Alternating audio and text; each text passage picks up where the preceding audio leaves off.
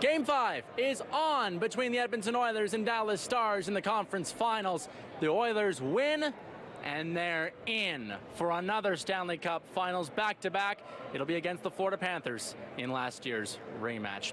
Well, joining me now, he knows a little bit about winning Stanley Cups. He's got 5 of them, each one ring on each of his fingers. It's Charlie Huddy, he wore number 22.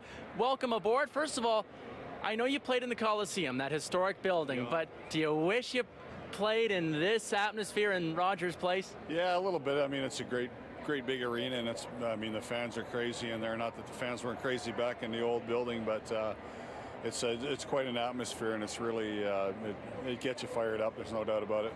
Now, you were no doubt, of course, known for being that force on defense, with stunning hits and everything else.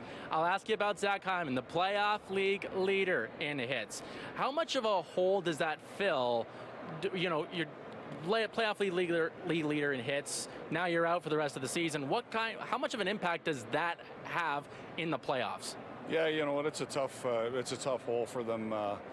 Like you said, he was playing great, doing everything, hitting, scoring goals, playing well on his own end, and it's unfortunate. I mean, that's part of the playoffs, right? You play every other night, and teams are out there hitting and trying to get the best of you and stuff like that. So that part's unfortunate, but you know what? There's always somebody in that room that's been working hard in practice, waiting for their opportunity to get in, and somebody's going to get that tonight.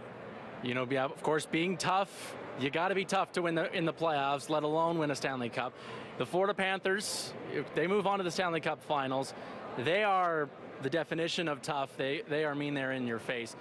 Of course, if the Oilers win, they're getting into a Cup finals. I don't want to jinx it too much, but how much... Of course, over the years, you know, the team has changed a lot in the last year. Can this team now take on and eventually overcome maybe the Florida Panthers a little bit? Well, we sure hope so. I mean, like you said, they got to get there first. We don't want to get too far ahead, but I think if they get the opportunity and they get there, they've learned lessons from last year. There's still a lot of guys that were there, and they'll be determined not to let it slip away. Now, let me ask you a little bit about superstitions. Of course, there's the playoff beards in general, but if the Oilers win tonight, you got the Clarence Campbell Bowl coming out. There's often a bit of a superstition about, do you touch it, do you not touch it? I know you recall maybe back in 1990, Mark Messier, he touched it. Ultimately, they won. And the last 2 times the Oilers made the finals, they didn't touch it. Am I a crazy person, or is there actually maybe a superstition of, you know, do you touch the one that maybe doesn't really matter? You know what? I don't know. When I played and we won them, we used to always take in the dressing room and celebrate. But hey, you know what? Times change, right? Everybody's got their own opinion. Guys, like you said, are superstitious. Teams are superstitious. Don't touch it. So I guess we're hoping that they win tonight, and then we'll see what happens. Absolutely. They win and they're in. Another Cup Finals appearance. Charlie, thanks so much for joining me.